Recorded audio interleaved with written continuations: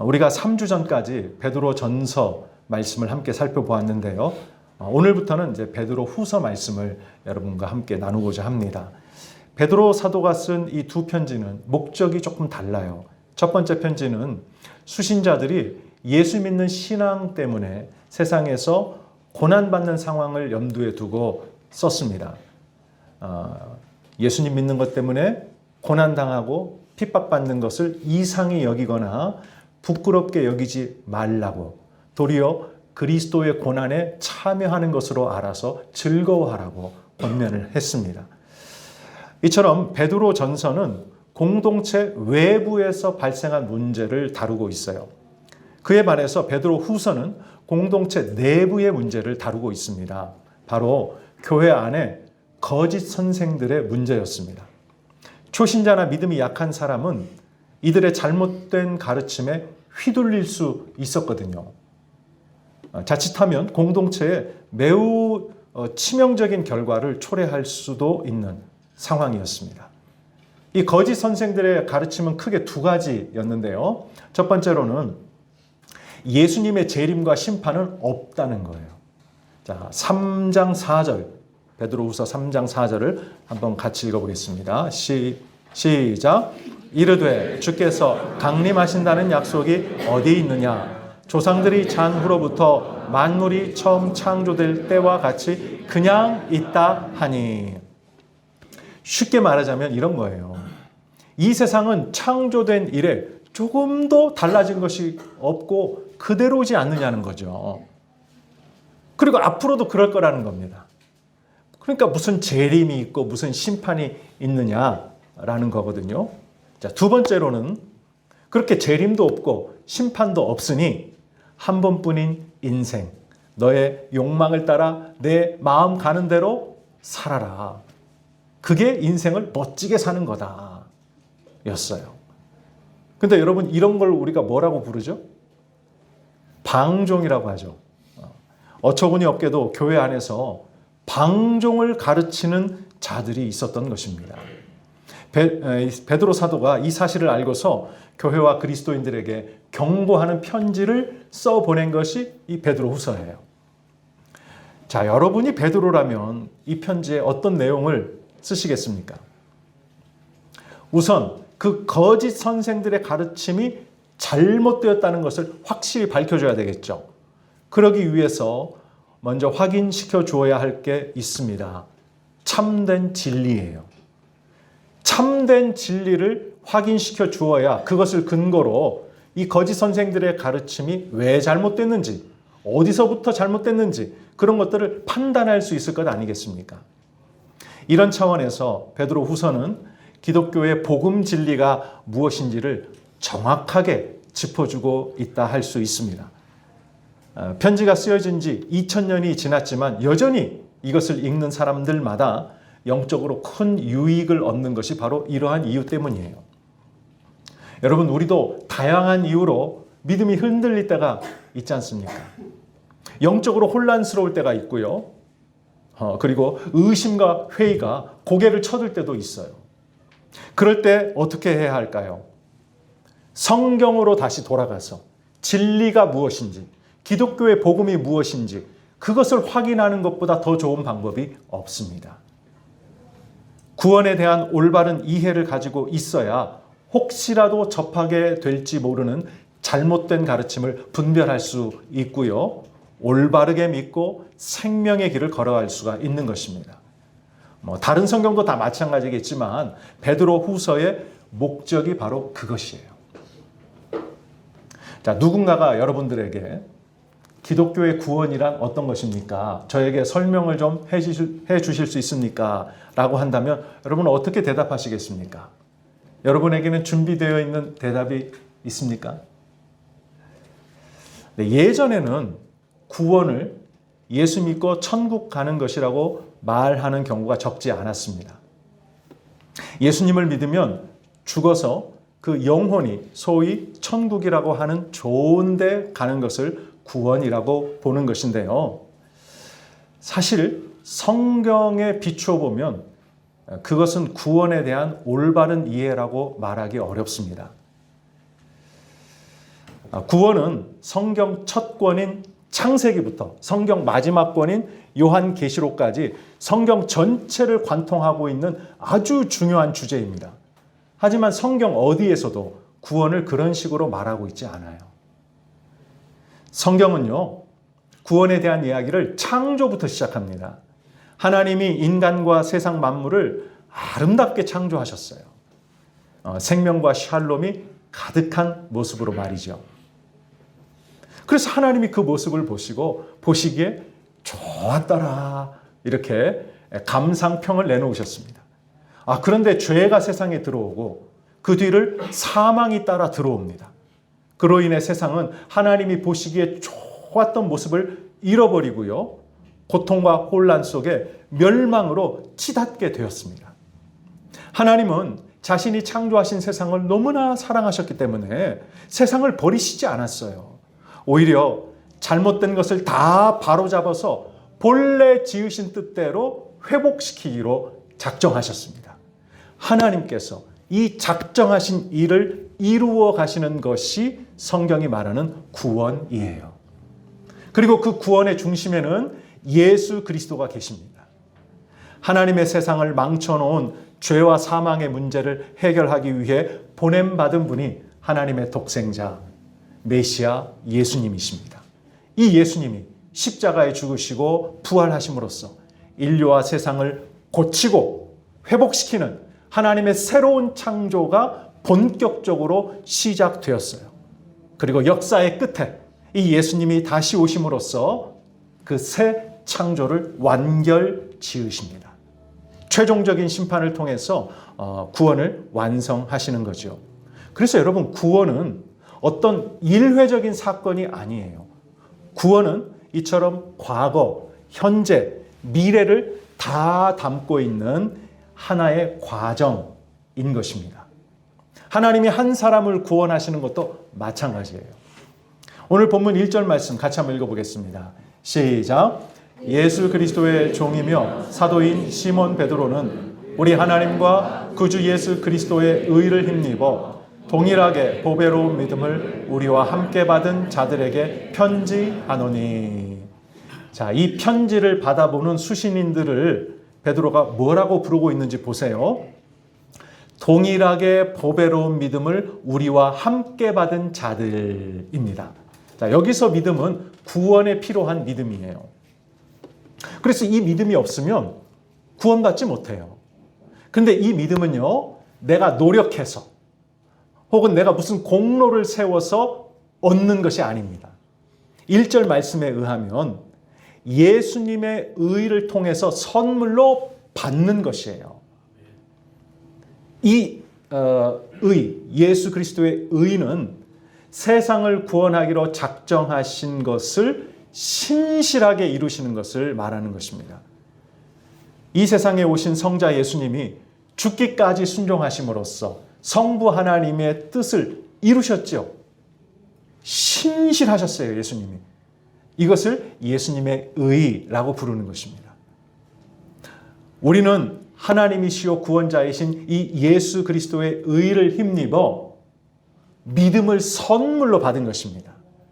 자, 그렇다면 과거에 이 믿음을 내가 받은 걸로 구원이 다 이루어진 것입니까? 이미 다 확정됐으니까 더 이상 구원을 거론할 필요가 없는 것일까요? 아닙니다. 구원은 현재에도 진행 중이에요. 자, 2절과 3절에 보시면 반복해서 나오는 말이 하나 있습니다. 한번 찾아보세요. 뭡니까? 알므로입니다. 알므로. 자, 2절에 보시면 하나님과 우리 주 예수를 알므로. 그리고 3절에는 우리를 부르신 이를 알므로. 성부 하나님과 성자 예수님을 안다는 것은요, 성경에 나와 있는 하나님과 예수님에 관한 지식을 내가 머릿속에 저장하고 있는 것을 말하는 게 아닙니다. 그 지식을 사실로 인정한다는 뜻도 아니에요.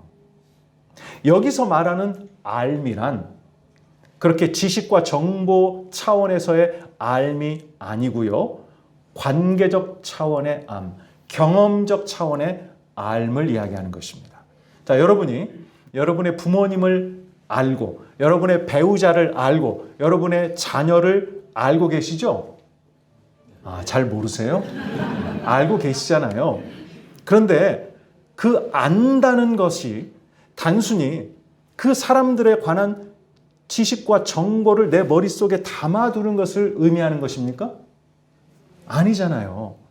부모님과의 관계, 배우자와의 관계, 그리고 자녀와의 관계 속에서 내가 직접 했던 경험, 그리고 지금도 하고 있는 경험, 그 경험의 차원, 관계의 차원을 의미하는 거잖아요. 성부 하나님과 성자 예수님을 안다고 하는 것도 똑같습니다. 관계적, 경험적 알을 이야기하는 것이에요. 여러분, 믿음은 선물로 받은 것이라고 했잖아요. 믿음을 선물로 받으면 그때부터 뭐가 시작되는지 아십니까? 하나님과의 관계, 예수님과의 관계가 시작되는 거예요. 그래서 이 관계는 인격적이고 친밀한 관계입니다. 나를 위해 자기 자신을 기꺼이 내어주시는 하나님의 사랑과 자비하심을 느끼고 누리는 동시에 나 역시 그 무엇보다도 하나님을 사랑하고 신뢰하고 의지하며 따르는 그런 관계가 시작되는 거예요. 이처럼 하나님과 올바른 관계 안에서 살아가는 것을 성경이 뭐라고 말하고 있냐면요. 따라서 해보십시오. 영생. 영생이 뭐라고요? 하나님과 올바른 관계 안에서 살아가는 것입니다. 예수님이 이 영생에 관해서 굉장히 중요한 말씀을 하셨어요. 자, 요한복음 17장 3절 같이 한번 읽어보겠습니다. 시작. 영생은 곧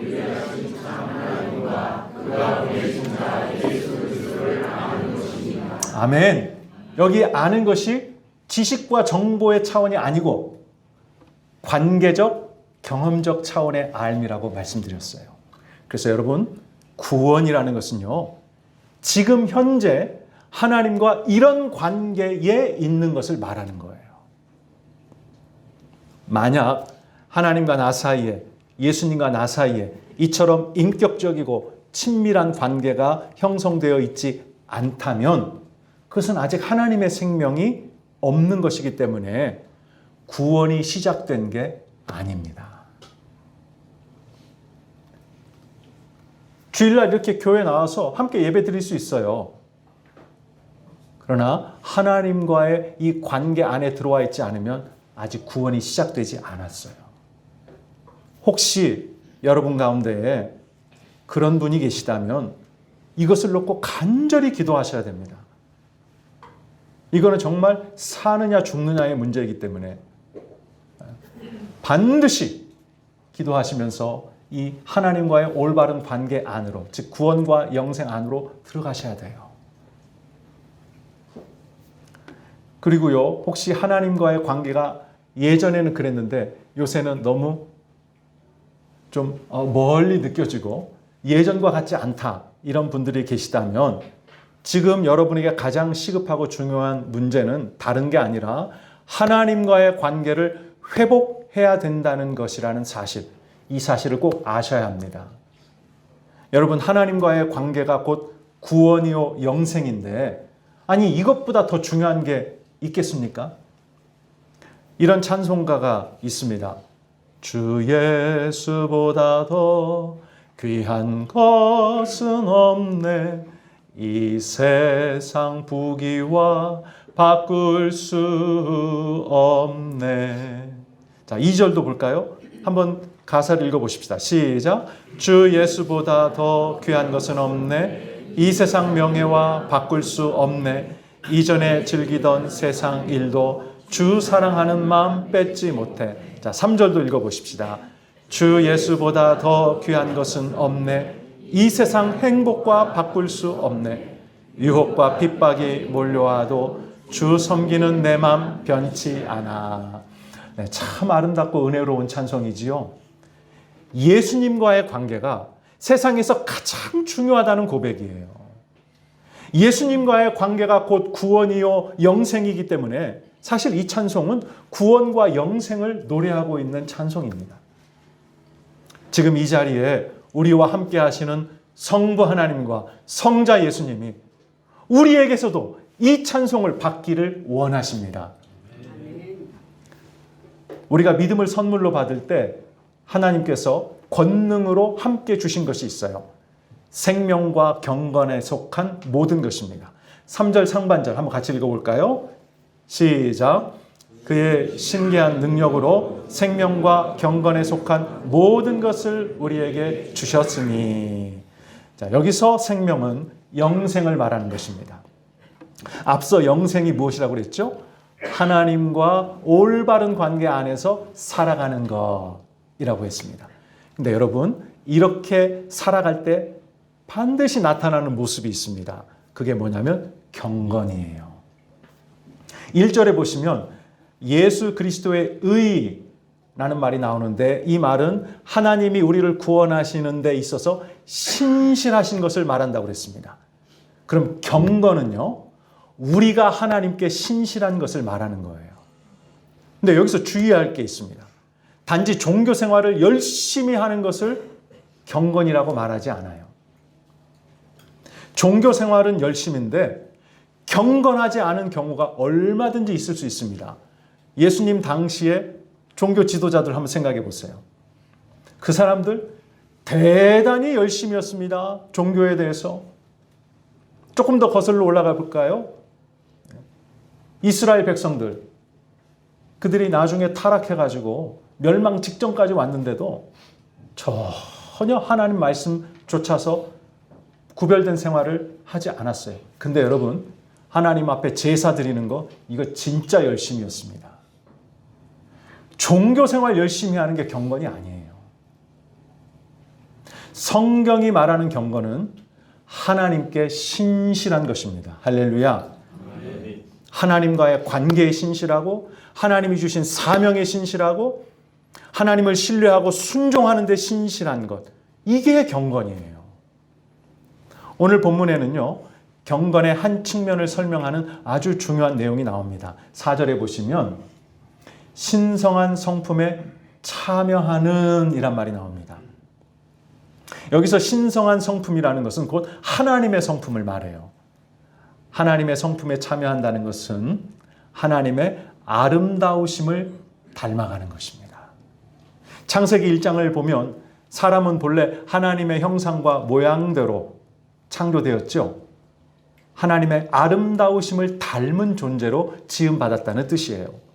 하지만 안타깝게도 죄로 인해서 하나님과의 관계가 단절되면서 그 형상과 모양이 많이 훼손되었어요. 심각하게 훼손되었습니다. 그런데요, 하나님과의 관계가 다시 회복되면서 하나님의 아름다우심도 다시 닮아갈 수 있게 된 것입니다. 여러분 한번 생각을 해보세요. 하나님과의 관계에 신실해요. 하나님이 주신 사명에 신실해요. 하나님 신뢰하고 순종하는 데 신실해요. 그러면 하나님을 닮아갈 수밖에 없지 않겠습니까? 하나님은 이것을 위해 우리에게 완벽한 모델도 주셨어요. 그 모델이 누군지 아세요? 예수님이에요. 히브리서 1장 3절은 예수님을 이렇게 소개합니다. 잘 들어보세요. 예수님 이야기하는 겁니다. 하나님의 영광을 드러내는 찬란한 빛이시요 하나님의 본질을 그대로 간직하신 분이다. 그러니까 예수님을 닮아가는 것이 곧 하나님의 성품에 참여하는 것이에요. 이러한 성품을 잘 묘사해 놓은 게 성령의 9가지 열매입니다. 뭐가 있죠? 사랑, 기쁨, 평화, 인내, 친절, 선함, 진실, 온유, 절제. 이 9가지 열매가 내 인격과 삶에서 맺혀지는 변화가 일어나는 것을 두고 경건이라고 하는 것입니다. 그래서 두 가지예요, 경건은. 하나는 하나님과 올바른 관계 안에서 살아가는 것이 영생이라고 했고요. 그렇게 살아갈 때 나타나는 모습이 경건이라고 했습니다. 그러면 여러분, 영생과 이 경건의 관계는 어떻다고 볼 수 있죠? 이거를 분리시켜서 따로 떼어서 생각할 수 있을까요? 없습니다. 이건 하나예요. 하나. 구원과 영생에 있어서 경건은요, 선택사항이 아닙니다. 어떤 사람에게 구원과 영생이 있다면 그 사람의 인격과 삶에는 반드시 뭐가 나타날까요? 경건이 나타납니다. 하나님께 신실하고 하나님의 성품을 닮아가는 모습, 이게 반드시 나타나게 되어 있어요. 반면에 어떤 사람에게서 경건의 모습이 보이지 않아요. 그러면 그 사람에게는 구원과 영생이 있다고 말할 수 있을까요? 잘 모르시겠어요? 처음부터 다시 할까요? 그렇게 말하기가 사실상 어렵습니다. 믿음을 선물로 받은 사람이라면 예외 없이 하나님께서 생명과 경건에 속한 모든 것을 주시기 때문에, 그렇기 때문에 구원과 영생이 있으면 경건의 모습이 나타나게 되어 있다라는 것입니다. 그러므로 구원을 말할 때는 언제나 그의 인격과 삶의 경건에 대해서도 함께 이야기해야 하는 것입니다. 우리의 구원을 말할 때도 똑같아요. 사랑하는 교회 여러분, 우리는 하나님께 신실하라고 부르심을 받았습니다. 할렐루야. 저와 여러분은 하나님의 성품에 참여하라고 부르심을 받았습니다. 할렐루야. 여러분, 우리 모두 이 부르심에 합당한 자가 되기를 예수님의 이름으로 축원합니다. 구원의 과거와 현재를 살펴보았으니 이제 구원의 미래를 살펴보겠습니다. 4절 말씀 같이 한번 읽어보십시다. 시작. 이로써 그 보배롭고 지극히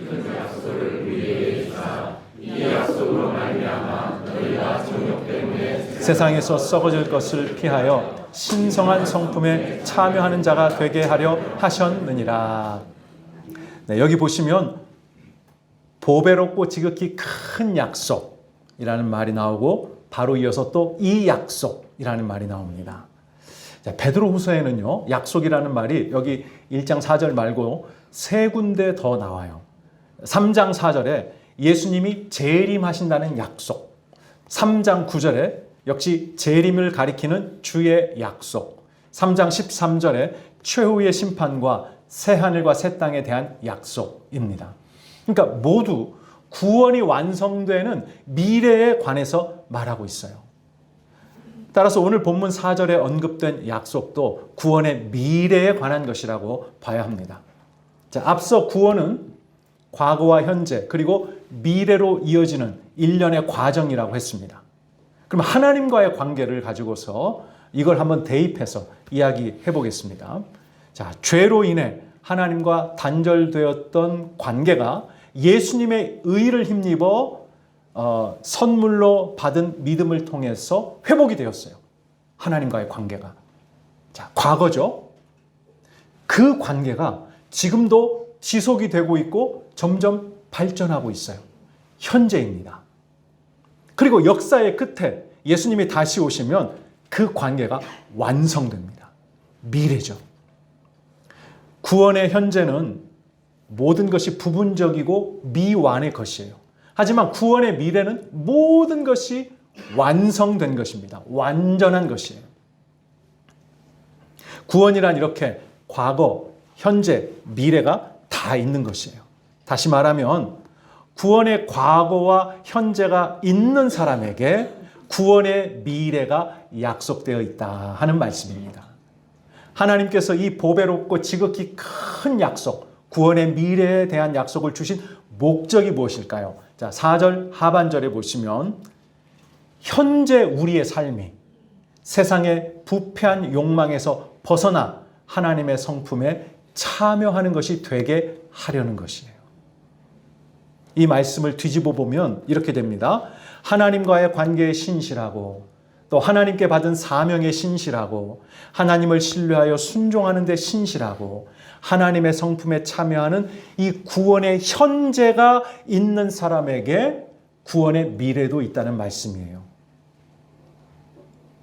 그러나 그러한 구원의 현재가 없는 사람은 구원의 미래도 없다는 뜻입니다. 현재의 어떠함이 미래의 어떤 결과로 이어질지를 결정하는 것이에요. 자, 이 사실을 성경 전체, 구약 성경, 신약 성경 통틀어서 여러 군데에서 이야기하고 있습니다만은 대표적인 구절 우리가 함께 같이 한번 읽어보십시다. 로마서 2장 6절부터 8절입니다. 네, 같이 한번 읽어보십시다. 시작. 하나님은 모든 사람에게 그 행위대로 갚아주실 것입니다. 참고 꾸준히 선한 일을 하며 영광과 존귀와 썩지 않을 것을 구하는 사람에게는 하나님께서 영원한 생명으로 갚아주시고 이기적이며 진리에 순종하지 않고 불의를 따르는 사람에게는 분노와 형벌로 갚으실 것입니다. 네, 이 편지를 쓰는 목적이 교회 안에 들어온 거짓 교사들의 거짓 가르침에 대해서 경고하기 위해서라고 했습니다. 그들의 주장이 무엇이라고 그랬죠? 예수님의 재림과 최종적인 심판 같은 것은 절대로 일어나지 않을 테니 이 세상에서 너의 욕망을 따라 너의 마음 가는 대로 살아도 된다는 것이에요. 근데 여러분, 그렇게 살면 미래에 어떤 결과를 마주하게 된다는 것입니까? 하나님의 영원한 진노와 심판을 피할 수가 없어요. 3절에 하나님의 신적인 능력으로 생명과 경건에 속한 모든 것을 우리에게 주셨다라고 말하고 있죠. 이것은 사실상 하나님이 자기 자신을 우리에게 주셨다, 이런 뜻으로 볼 수도 있습니다. 바로 성령님이세요. 성령 하나님. 자, 여러분, 구원에 필요한 믿음을 선물로 주신 것, 하나님과 주 예수님을 알게 하신 것, 다시 말해서 하나님과의 관계를 회복시켜 주신 것, 또 이 세상에서 영생과 경건의 삶을 사는 것, 세상의 부패한 욕망에서 벗어나 하나님의 성품에 참여하는 것, 예수님이 재림하실 때 구원을 완성시켜 주시는 것, 이 모든 구원 과정에 관여하시는 분이 누구시냐면 바로 성령님이십니다. 성령 하나님. 그 성령님이 지금 우리 안에 거하십니다. 할렐루야. 이 성령께서 우리를 도우시고 인도하셔서 구원의 미래, 최종적인 구원에 이르도록 하실 것입니다. 그러므로 교우 여러분, 우리가 다시 한번 확인할 수 있는 사실은 이것이에요. 구원은 전적인 하나님의 은혜로 이루어지는 것입니다. 단지 우리는 우리 안에 계셔서 우리를 도우시고 인도하시는 그 성령님을 의지하고 성령님의 인도하심을 따르기만 하면 되는 것입니다. 오늘 우리는 구원에 대한 바른 이해가 왜 중요한지에 대해서 함께 말씀을 나누었습니다. 구원을 바르게 알고 있어야 잘못된 가르침들을 분별할 수 있어요. 그리고 올바르게 믿어서 올바른 길로 나아갈 수가 있습니다. 이번 한 주도 우리 안에 계시는 성령님을 의지하고 성령의 인도하심을 따라서 이와 같은 삶을 살 수 있기를 예수님의 이름으로 축원합니다. 아멘. 우리 들은 말씀을 놓고 함께 합심해서 통성으로 잠시 기도하겠습니다.